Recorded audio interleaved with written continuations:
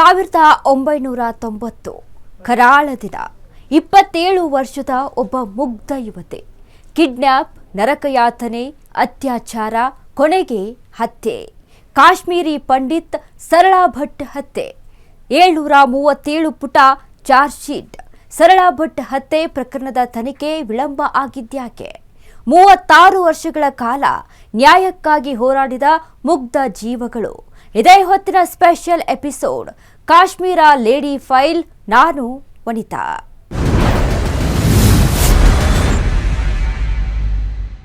ಮೂವತ್ತಾರು ವರ್ಷ.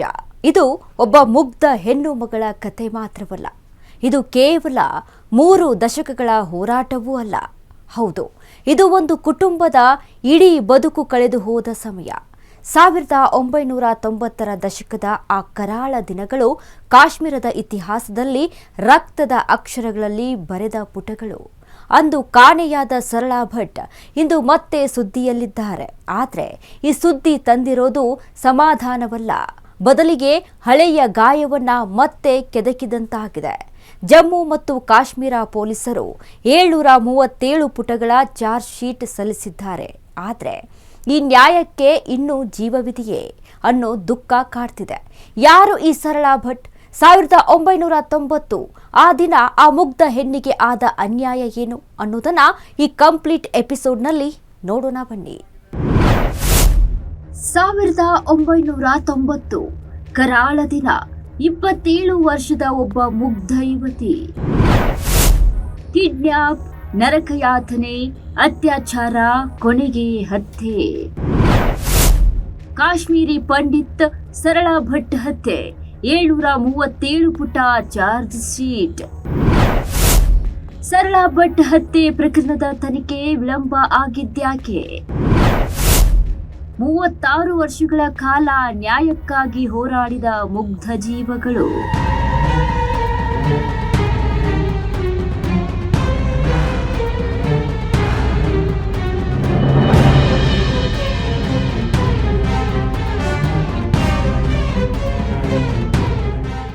ಹೌದು, ಭೂಲೋಕದ ಸ್ವರ್ಗ ಎಂದು ಕರೆಸಿಕೊಂಡಿರೋ ಕಾಶ್ಮೀರಿ ಕಣಿವೆ. ಆದ್ರೆ ಆ ಸ್ವರ್ಗದ ಮಣ್ಣಿನ ಅಡಿಯಲ್ಲಿ ದಶಕಗಳ ರಕ್ತ ಸಿಕ್ತ ಇತಿಹಾಸವಿದೆ. ಅಲ್ಲಿ ಕಾಶ್ಮೀರಿ ಪಂಡಿತರ ಚೀರಾಟ, ಹೋರಾಟ, ಕಣ್ಣೀರು ಮಾತ್ರವಲ್ಲ, ಅವರ ಮೇಲೆ ನಡೆದ ಕ್ರೌರ್ಯಕ್ಕೆ ಇಡೀ ದೇಶವೇ ಸಾಕ್ಷಿಯಾಗಿದೆ. ಇಂದು ನಾವು ಕಣಿವೆಯಲ್ಲಿ ನಡೆದ ಅಂತಹದ್ದೇ ಒಂದು ಅತ್ಯಂತ ಭೀಕರ ಮತ್ತು ಮೈ ನಡುಗಿಸುವಂತಹ ಹತ್ಯಾಕಾಂಡದ ಕರಾಳ ಪುಟಗಳನ್ನ ಮತ್ತೆ ಓಪನ್ ಮಾಡುವಂತಹ ಪರಿಸ್ಥಿತಿ ಈಗ ಎದುರಾಗಿದೆ. ಅದೇ ಮುಗ್ಧ ಹೆಣ್ಣು ಮಗಳು ಸರಳಾ ಭಟ್ ಅವರ ಅಮಾನುಷ ಕೊಲೆಯ ಕತೆ. ಸರಳಾ ಭಟ್ ಒಬ್ಬ ನರ್ಸ್ ಆಗಿದ್ದಂಥವಳು. ಜನರ ಸೇವೆ ಮಾಡುವುದನ್ನೇ ವೃತ್ತಿಯಾಗಿಸಿಕೊಂಡಿದ್ದ ಆಕೆ ಆ ದಿನ ತನ್ನ ಕೆಲಸಕ್ಕೆಂದು ಹೊರಟವರು ಮತ್ತೆ ಮನೆಗೆ ಬರಲೇ ಇಲ್ಲ. ಅಂದು ಸರಳಾ ಭಟ್ ಮಾತ್ರವಲ್ಲ, ಕಾಶ್ಮೀರ ಕಣಿವೆಯಲ್ಲಿ ಸಾವಿರಾರು ಜನರು ನರಳಾಡಿದ್ರು. ಜಮ್ಮು ಮತ್ತು ಕಾಶ್ಮೀರ ಲಿಬರೇಷನ್ ಫ್ರಂಟ್ನ ಕೈಯಲ್ಲಿ ಅವತ್ತು ಸರಳಾ ಭಟ್ ಕಿಡ್ನಾಪ್ ಆಗಿದ್ಲು.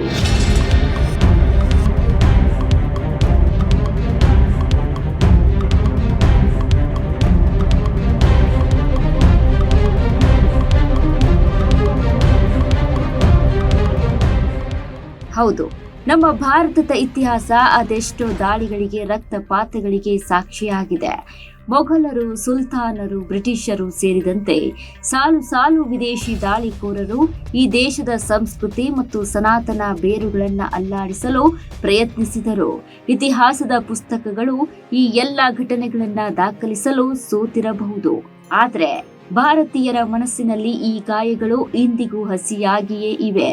ಇಂತಹದೇ ಒಂದು ಘೋರ ಕರಾಳ ಅಧ್ಯಾಯ ಸ್ವತಂತ್ರ ಭಾರತದಲ್ಲಿ ಬರೆದಾಗ ಇಡೀ ದೇಶವೇ ಬೆಚ್ಚಿ ಬಿದ್ದಿತ್ತು. ಅದುವೇ 1990ರ ದಶಕದ ಕಾಶ್ಮೀರಿ ಪಂಡಿತರ ನರಮೇಧ. ಸ್ವಂತ ದೇಶದಲ್ಲಿ ನಿರಾಶ್ರಿತರಾದವರು ಅವರು. ತಮ್ಮದೇ ನೆಲದಿಂದ ಓಡಿಸಲ್ಪಟ್ಟ ಕಾಶ್ಮೀರಿ ಪಂಡಿತರ ಆರ್ತನಾದಕ್ಕೆ ಇಂದಿಗೂ ಸಂಪೂರ್ಣ ನ್ಯಾಯ ಸಿಕ್ಕಿಲ್ಲ. ಅಂದು ಕಾಶ್ಮೀರ ಬಿಟ್ಟು ಓಡಿ ಹೋದ ಪಂಡಿತರು ಇಂದಿಗೂ ತಮ್ಮ ಹಕ್ಕಿನ ಭೂಮಿಗೆ ವಾಪಸ್ಸಾಗುವುದಕ್ಕೆ ಸಾಧ್ಯವಾಗ್ತಿಲ್ಲ. ಇದು ಶತಮಾನದ ಅತಿ ದೊಡ್ಡ ದುರಂತ.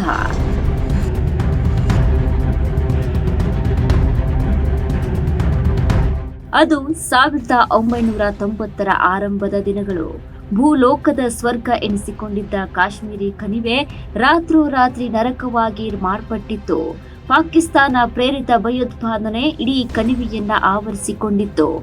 ಮಸೀದಿಗಳ ಮೈಕ್ಗಳಿಂದ ಕಾಶ್ಮೀರಿ ಪಂಡಿತರೇ, ನಿಮ್ಮ ಹೆಣ್ಣು ಮಕ್ಕಳನ್ನ ಇಲ್ಲಿ ಬಿಟ್ಟು ನೀವೆಲ್ಲ ಕಾಶ್ಮೀರದಿಂದ ಓಡಿ ಹೋಗಿ ಎಂಬ ದಾರುಣ ಎಚ್ಚರಿಕೆಗಳು ಮೊಳಗುತ್ತಿದ್ದವು. JKLF ಮತ್ತು ಇತರ ಉಗ್ರಗಾಮಿ ಸಂಘಟನೆಗಳು ಕಾಶ್ಮೀರಿ ಪಂಡಿತರನ್ನ ಹುಡುಕಿ ಹತ್ಯೆ ಮಾಡಲು ಆರಂಭಿಸಿದವು. ಪ್ರತಿಯೊಬ್ಬ ಪಂಡಿತನ ಮನೆಯಲ್ಲಿ ರಕ್ತ ಮಡುಗಟ್ಟಿತು.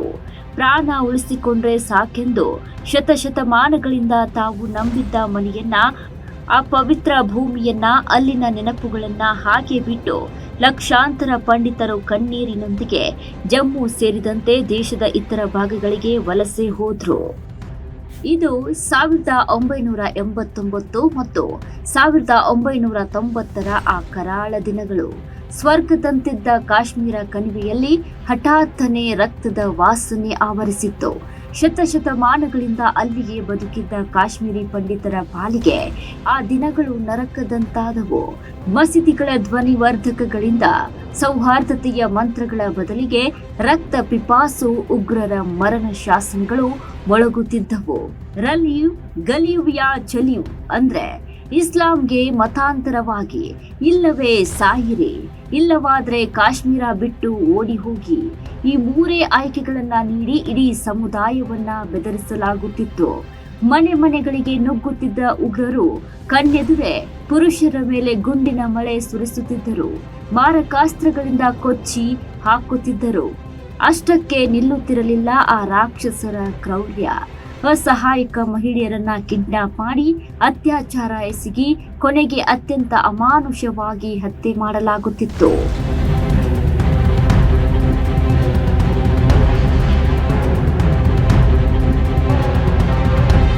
ಅದು 1990ರ ಏಪ್ರಿಲ್ 18. ಇಡೀ ಕಾಶ್ಮೀರ ಪೂರ್ತಿ ಸೈನಿಕರ ಬೂಟುಗಳ ಸದ್ದು ಮತ್ತು ಉಗ್ರರ ಗನ್ ಸದ್ದುಗಳ ನಡುವೆ ಇಡೀ ಕಣಿವೆ ನಡುಗುತ್ತಿತ್ತು. ಅದು ಶ್ರೀನಗರದ ಸೌರಾ ಎಂಬಲ್ಲಿರುವ ಒಂದು ಆಸ್ಪತ್ರೆ. ಅಲ್ಲಿ ನರ್ಸ್ ಆಗಿ ಸೇವೆ ಮಾಡುತ್ತಿದ್ದ ಒಬ್ಬ ಅಮಾಯಕ ಕಾಶ್ಮೀರಿ ಪಂಡಿತ್ ಯುವತಿಯೇ ಸರಳಾ ಭಟ್. ಹೌದು, ಸರಳಾ ಭಟ್ ಅವರಿಗೆ ಗೊತ್ತಿರಲಿಲ್ಲ ಆ ದಿನ ತಮ್ಮ ಜೀವನದ ಕೊನೆಯ ದಿನವಾಗಲಿದೆ ಎಂದು.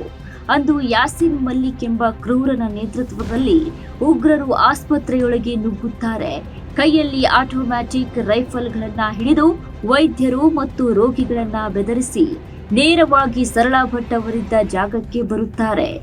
ಗನ್ ಪಾಯಿಂಟ್ನಲ್ಲಿ ಇಟ್ಟು ಇಡೀ ಆಸ್ಪತ್ರೆ ನೋಡುತ್ತಿದ್ದಂತೆಯೇ ಆಕೆಯನ್ನ ಕಿಡ್ನಾಪ್ ಮಾಡಿದ್ದರು.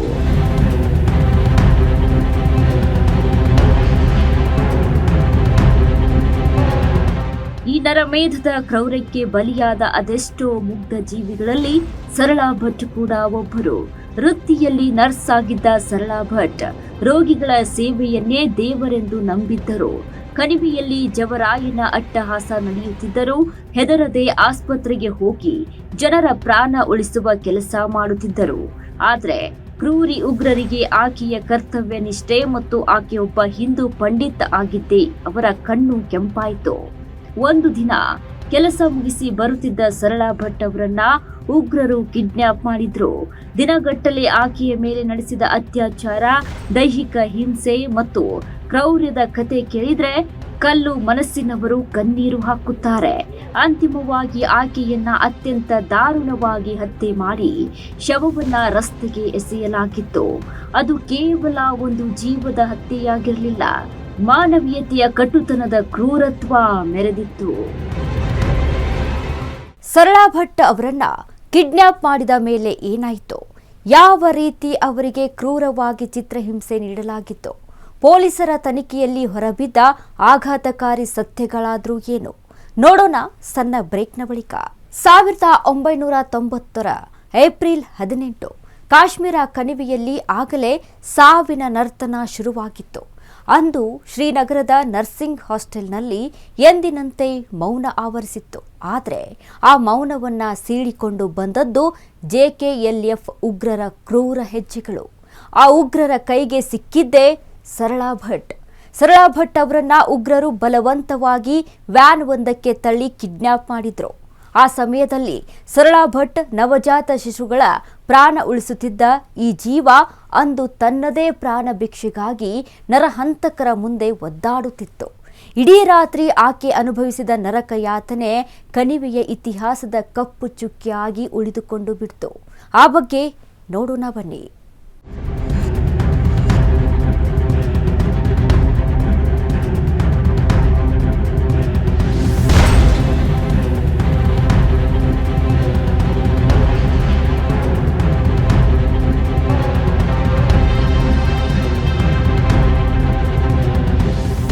ಸರಳಾ ಭಟ್, ಹೌದು, ಮುಗ್ಧ ಹೆಣ್ಣು ಮಗಳು. ರೋಗಿಗಳ ಸೇವೆ ಮಾಡುವುದೇ ತನ್ನ ಧರ್ಮ ಎಂದು ನಂಬಿದ್ದಾಕೆ. ಸುತ್ತಲೂ ಉಗ್ರರ ಅಟ್ಟಹಾಸ, ಪಂಡಿತರ ಮೇಲೆ ನಿರಂತರ ದಾಳಿಗಳು ನಡೆಯುತ್ತಿದ್ದರೂ ಸರಳಾ ಭಟ್ ಮಾತ್ರ ಹೆದರಲಿಲ್ಲ. ನಾನು ಯಾವುದೇ ತಪ್ಪು ಮಾಡಿಲ್ಲ, ರೋಗಿಗಳ ಸೇವೆ ಮಾಡುವುದು ನನ್ನ ಕರ್ತವ್ಯ ಎಂದು ಪ್ರತಿದಿನ ಧೈರ್ಯವಾಗಿ ಆಸ್ಪತ್ರೆಗೆ ಬರುತ್ತಿದ್ದಳು. ಆದರೆ ಉಗ್ರರಿಗೆ ಆಕೆಯ ಈ ಧೈರ್ಯವೇ ದೊಡ್ಡ ಸವಾಲಾಗಿತ್ತು. ತಮಗೆ ಹೆದರದೆ ಬದುಕುತ್ತಿರುವ ಈ ಪಂಡಿತ ಮಹಿಳೆಗೆ ಪಾಠ ಕಲಿಸಲೇಬೇಕು, ಜೊತೆಗೆ ಇಡೀ ಪಂಡಿತ ಸಮುದಾಯದ ಎದೆಯಲ್ಲಿ ನಡುಕ ಹುಟ್ಟಿಸಬೇಕು ಎಂದು ಕ್ರೂರ ಉಗ್ರರು ಹೊಂಚು ಹಾಕಿದ್ರು. ಕೊನೆಗೆ ಉಗ್ರರು ತಮ್ಮ ನರರೂಪದ ರಾಕ್ಷಸ ಬುದ್ಧಿಯನ್ನ ಪ್ರದರ್ಶಿಸಿಯೇ ಬಿಟ್ಟರು. ಸರಳಾ ಭಟ್ಟರನ್ನ ಉಗ್ರರು ಕಿಡ್ನಾಪ್ ಮಾಡಿದ್ರು. ಅಲ್ಲಿಂದ ಶುರುವಾಗಿದ್ದು ಆ ಅಮಾಯಕ ಮಹಿಳೆಯ ಮೇಲಿನ ನರಕ ಯಾತನೆ. ಜಮ್ಮು ಕಾಶ್ಮೀರ ಲಿಬರೇಷನ್ ಫ್ರಂಟ್ ಸಂಘಟನೆಯ ಕ್ರೂರ ಉಗ್ರ ಯಾಸಿನ್ ಮಲ್ಲಿಕ್ ಸೇರಿದಂತೆ ಒಬ್ಬರ ಮೇಲೊಬ್ಬರಂತೆ ಕಾಮುಕ ಉಗ್ರರು ಆಕೆಯ ಮೇಲೆ ಮುಗಿಬಿದ್ದರು. ಮೃಗಗಳಿಗಿಂತ ಹೀನಾಯವಾಗಿ ಆಕೆಯ ಮೇಲೆ ಅತ್ಯಾಚಾರ ಎಸಗಿದ್ರು. ಆಕೆಯ ಆರ್ತನಾದ ಆ ಕತ್ತಲೆಯ ಕೋಣೆಯ ಗೋಡೆಗಳಿಗೆ ಅಪ್ಪಳಿಸಿ ಅಳಿದು ಹೋಯಿತೇ ಹೊರತು ಆ ರಾಕ್ಷಸರಿಗೆ ಕರುಣೆ ಬರಲಿಲ್ಲ. ಏಪ್ರಿಲ್ 19, 1990 ಶ್ರೀನಗರದ ಮಲ್ಲಾಬಾಗ್ ಉಮರ್ ಕಾಲೋನಿಯ ರಸ್ತೆ ಬದಿಯಲ್ಲಿ ಒಂದು ಮೃತದೇಹ ಪತ್ತೆಯಾಯಿತು. ಅದು ಬೇರೆ ಯಾರದ್ದೂ ಆಗಿರಲಿಲ್ಲ. ಉಗ್ರರ ಕ್ರೌರ್ಯಕ್ಕೆ ಬಲಿಯಾಗಿದ್ದ ದಿಟ್ಟ ಮಹಿಳೆ ಸರಳಾ ಭಟ್ ಅವರದ್ದಾಗಿತ್ತು. ಅಷ್ಟೇ ಅಲ್ಲ, ಆ ಕ್ರೂರಿಗಳು ಶವದ ಮೇಲೆ ಒಂದು ಚೀಟಿ ಬರೆದಿಟ್ಟಿದ್ದರು. ಈಕೆ ಪೊಲೀಸರಿಗೆ ಮಾಹಿತಿ ನೀಡುವ ಚಪ್ರಾಸಿ ಎಂದು. ಹೌದು, ಸರಳಾ ಭಟ್ ಕೊಲೆಯ ಬೆನ್ನಲ್ಲೇ ಆಕೆಯ ಮನೆ ಮೇಲೆ ಗ್ರೆನೇಡ್ ದಾಳಿ ನಡೆಸಲಾಯಿತು. ಆ ಭಯಾನಕ ಕೃತ್ಯವನ್ನ ಕಣ್ಣಾರೆ ಕಂಡ ಕಾಶ್ಮೀರಿ ಪಂಡಿತರಿಗೆ ತಾವು ಬದುಕಿ ಉಳಿಯುವುದಿಲ್ಲ ಅಂತ ಗೊತ್ತಾಯಿತು. ಅಂದು ರಾತ್ರೋರಾತ್ರಿ ಸಾವಿರಾರು ಪಂಡಿತರು ತಮ್ಮ ಮನೆಗಳನ್ನ ಬಿಟ್ಟು ಪ್ರಾಣ ಉಳಿಸಿಕೊಳ್ಳಲು ಕಣ್ಣೀರು ಹಾಕುತ್ತಾ ವಲಸೆ ಹೋದರು. ಬೀದಿ ಬಳಿ ಬಿದ್ದಿದ್ದ ಸರಳಾ ಭಟ್ ಶವದ ಬಗ್ಗೆ ದೂರು ನೀಡಲು ಕೂಡ ಅಲ್ಲಿ ಯಾರೂ ಇರಲಿಲ್ಲ. ಇನ್ನು ಉಗ್ರರ ಭಯಕ್ಕೆ ಹೆದರಿ ಸಾಕ್ಷಿ ಹೇಳುವುದಕ್ಕೆ ಯಾರೊಬ್ಬರೂ ಮುಂದೆ ಬರಲಿಲ್ಲ. ಹೀಗೆ ಆ ಅಮಾಯಕ ಜೀವದ ಕೊಲೆ ಪ್ರಕರಣ ಹೂತು ಹೋಯಿತು. ನ್ಯಾಯ ಅನ್ನೋದು ಕಣಿವೆಯ ಮಂಚಿನಲ್ಲಿ ಕರಗಿ ಹೋಯಿತು.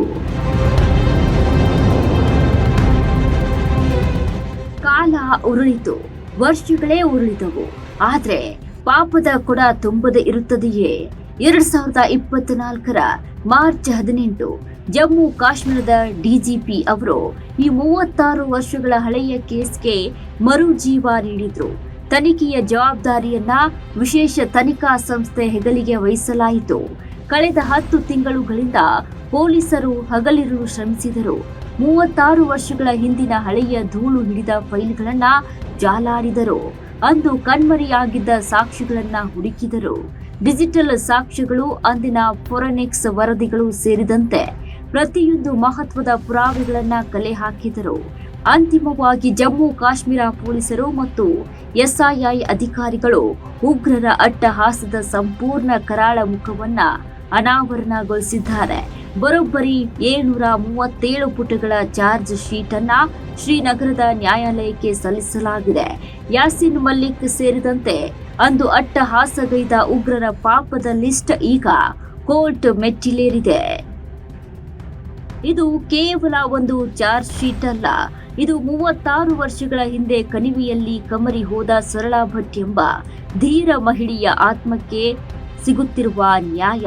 ಭಯದ ಜಾಗದಲ್ಲಿ ಇಂದು ಕಾನೂನು ತಲೆ ಎತ್ತಿ ನಿಂತಿದೆ. ಕಾಶ್ಮೀರದಲ್ಲಿ ಅಂದು ನಡೆದ ಅನ್ಯಾಯಕ್ಕೆ ಇಂದು ಕಾಲವೇ ಉತ್ತರ ನೀಡುತ್ತಿದೆ. ವರ್ಷಗಳು ಉರುಳಿದವು, ದಶಕಗಳೇ ಕಳೆದು ಹೋದವು.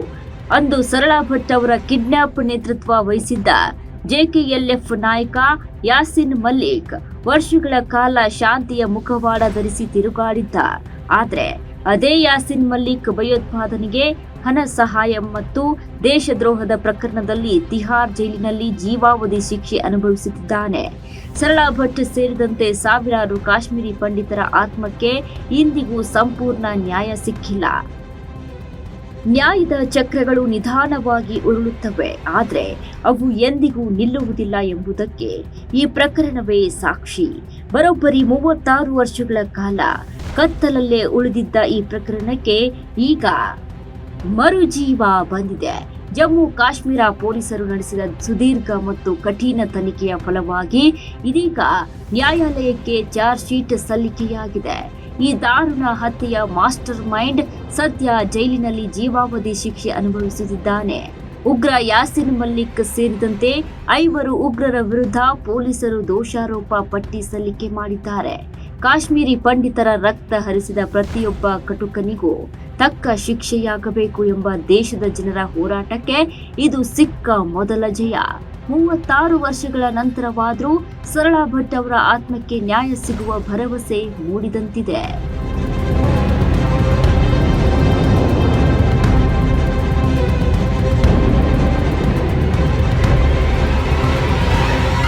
ಹೌದು, ಆ ದಿನ ತಮ್ಮ ಹೆತ್ತವರನ್ನ, ಸೋದರಿಯನ್ನ, ಮನೆ ಮಠಗಳನ್ನ ಕಳೆದುಕೊಂಡ ಕಾಶ್ಮೀರಿ ಪಂಡಿತರ ಮನಸ್ಸಿನ ಗಾಯಗಳು ಮಾಯಬೇಕಾಗಿದೆ. ಅವರಿಗೆಲ್ಲ ನ್ಯಾಯ ಸಿಗಬೇಕಾದ್ರೆ ಪ್ರತಿಯೊಬ್ಬ ಅಪರಾಧಿಯೂ ಗಲ್ಲು ಶಿಕ್ಷೆಯಾಗಬೇಕಿದೆ. ಸರಳಾ ಭಟ್ ಪ್ರಕರಣದಲ್ಲಿ ಸಲ್ಲಿಕೆಯಾಗಿರುವ ಚಾರ್ಜ್ ಶೀಟ್ ಕೇವಲ ಆರಂಭವಷ್ಟೇ. ಮುಂದೇನು ಅನ್ನೋದನ್ನ ನೋಡೋಣ ಮತ್ತೊಂದು ಬ್ರೇಕ್ನ ಬಳಿಕ. ನಮಗೆ 36 ವರ್ಷಗಳಿಂದ ನ್ಯಾಯ ಸಿಗಲಿಲ್ಲ. ನಮ್ಮ ಅಕ್ಕ, ನಮ್ಮ ಮಗಳು ಅನುಭವಿಸಿದ ಯಾತನೆಗೆ ಬೆಲೆಯೇ ಇಲ್ಲದಂತಾಗಿದೆ. ಯಾಸಿನ್ ಮಲ್ಲಿಕ್ ಕೇವಲ ಉಗ್ರನಲ್ಲ, ಅವನು ಕಸಾಯಿಖಾನೆ ನಡೆಸುವವನು. ಈಗಲಾದರೂ ಚಾರ್ಜ್ ಶೀಟ್ ಸಲ್ಲಿಕೆಯಾಗಿರುವುದು ಸಮಾಧಾನ ತಂದಿದೆ. ಆದರೆ ನಮಗೆ ಕೇವಲ ಕಾಗದದ ಮೇಲಿನ ಚಾರ್ಜ್ ಶೀಟ್ ಬೇಡ. ಆ ಪಾಪಿಗಳಿಗೆ ಗಲ್ಲು ಶಿಕ್ಷೆಯಾಗಬೇಕು. ಆಗಷ್ಟೇ ಸರಳಾ ಭಟ್ ಆತ್ಮಕ್ಕೆ ಶಾಂತಿ ಸಿಗುತ್ತದೆ ಎಂದು ಸಂಬಂಧಿಕರು ಮಾಧ್ಯಮಗಳ ಮುಂದೆ ಹೇಳಿಕೊಂಡಿದ್ದಾರೆ.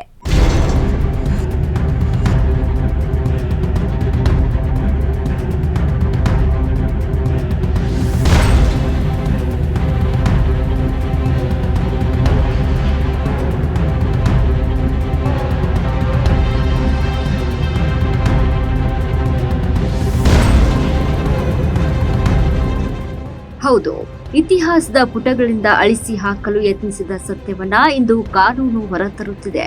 ಕಣಿವೆಯಿಂದ ಓಡಿಹೋದ ಪಂಡಿತರು ಗೌರವದಿಂದ ತಮ್ಮ ಸ್ವಗೃಹಕ್ಕೆ ಮರಳುವ ದಿನ ಮತ್ತು ಯಾಸಿನ್ ಮಲಿಕ್ನಂತಹ ದೇಶದ್ರೋಹಿಗಳಿಗೆ ಅವರ ಪಾಪದ ಕರ್ಮಕ್ಕೆ ತಕ್ಕ ಶಾಸ್ತಿಯಾಗುವ ದಿನ ದೂರವಿಲ್ಲ.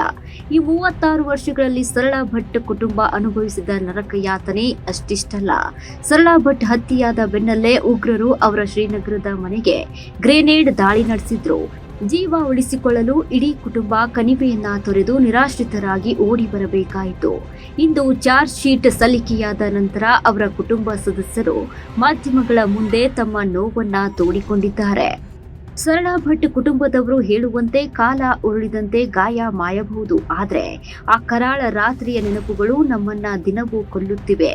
ಪ್ರಭಾವಿ ರಾಜಕಾರಣಿಗಳು ಮತ್ತು ಉಗ್ರ ಸಂಘಟನೆಗಳ ಬೆದರಿಕೆಯಿಂದಾಗಿ ಇಷ್ಟು ವರ್ಷಗಳ ಕಾಲ ಸಾಕ್ಷಿಗಳು ಮುಂದೆ ಬರಲು ಹೆದರಿದ್ದರು. ಆದರೆ 2024ರಲ್ಲಿ ಈ ಕೇಸ್ ಕೈಗೆತ್ತಿಕೊಂಡ ಎಸ್ಐಎ ರಹಸ್ಯ ಸಾಕ್ಷಿಗಳ ಹೇಳಿಕೆ, ಹಳೆಯ ವಿಡಿಯೋ ದಾಖಲೆಗಳು ಮತ್ತು ಬ್ಯಾಲಿಸ್ಟಿಕ್ ವರದಿಗಳನ್ನು ಕಲೆ ಹಾಕಿ ಈ ವಿಜಯ ಸಾಧಿಸಿದೆ.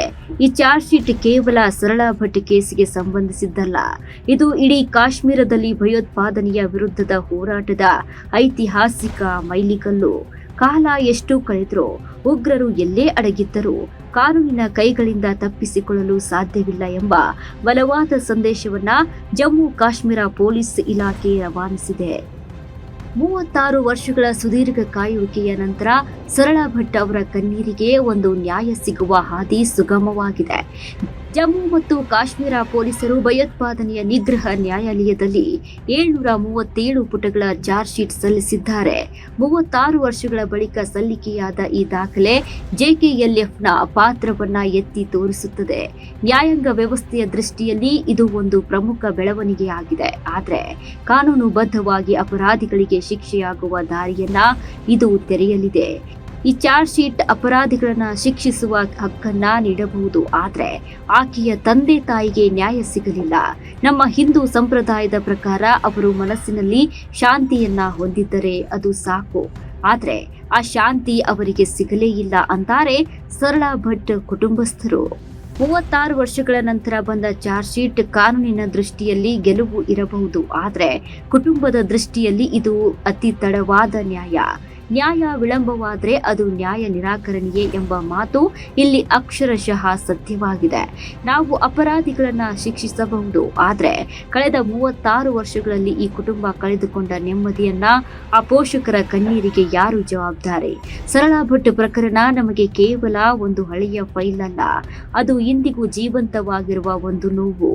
ಇದು ಕೇವಲ ಒಂದು ಕೊಲೆಯಲ್ಲ, ಒಂದು ಕುಟುಂಬದ ಆಧಾರ ಸ್ತಂಭವನ್ನ ಉರುಳಿಸಿದ ಪೈಶಾಚಿಕ ಕೃತ್ಯ. ಸರಳಾ ಭಟ್ ಅವರ ಆತ್ಮಕ್ಕೆ ಶಾಂತಿ ಸಿಗಬೇಕಾದ್ರೆ, ಹೆತ್ತವರ ಕಣ್ಣೀರು ನಿಲ್ಲಬೇಕಾದ್ರೆ ಹಂತಕರಿಗೆ ಕಠಿಣ ಶಿಕ್ಷೆಯಾಗಲೇಬೇಕು.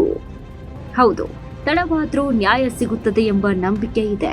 ಇಷ್ಟು ವರ್ಷಗಳ ಕಾಲ ಕಣಿವೆಯನ್ನ ತೊರೆದು ದೇಶದ ಬೇರೆ ಬೇರೆ ಕಡೆ ನಿರಾಶ್ರಿತರಾಗಿ ಬದುಕುತ್ತಿರುವ ಸಾವಿರಾರು ಕಾಶ್ಮೀರಿ ಪಂಡಿತರ ಕುಟುಂಬಗಳಿಗೆ ಈ ತನಿಖೆ ಹೊಸ ಭರವಸೆ ನೀಡಿದೆ. ಕಳೆದು ಹೋದ ಜೀವಗಳನ್ನ ಮರಳಿ ತರಲು ಸಾಧ್ಯವಿಲ್ಲದಿದ್ದರೂ ಅವರನ್ನ ಕೊಂದ ಪಾಪಿಗಳಿಗೆ ಶಿಕ್ಷೆಯಾಗಬೇಕು ಎನ್ನುವ ಹೋರಾಟಕ್ಕೆ ಈಗ ಅಂತ್ಯ ಸಿಗುವ ಲಕ್ಷಣಗಳು ಕಾಣಿಸುತ್ತಿವೆ. ಸರಳಾ ಭಟ್ ಪ್ರಕರಣದ ತನಿಖೆ ಕೇವಲ 3 ದಶಕಗಳ ಹಿಂದಿನ ಹತ್ಯೆಯ ತನಿಖೆಯಲ್ಲ, ಇದು ವ್ಯವಸ್ಥೆಯ ಮರುಜನ್ಮ. ಭಯೋತ್ಪಾದನೆಯ ಕರಾಳ ಹಸ್ತಗಳು ಎಷ್ಟೇ ಬಲಿಷ್ಠವಾಗಿದ್ದರೂ ಕಾನೂನಿನ ಹಸ್ತ ಅದಕ್ಕಿಂತಲೂ ಉದ್ದವಾಗಿದೆ ಎಂಬುದಕ್ಕೆ ಸಿಕ್ಕ ಸಾಕ್ಷಿ. ಇದು ಇವತ್ತಿನ ಸ್ಪೆಷಲ್ ಎಪಿಸೋಡ್. ನೋಡ್ತಾ ಇರಿ ಅಶ್ವವೇಗ ನ್ಯೂಸ್. ಇದು ಸತ್ಯಾನ್ವೇಷಣೆಯ ಓಟದಲ್ಲಿ.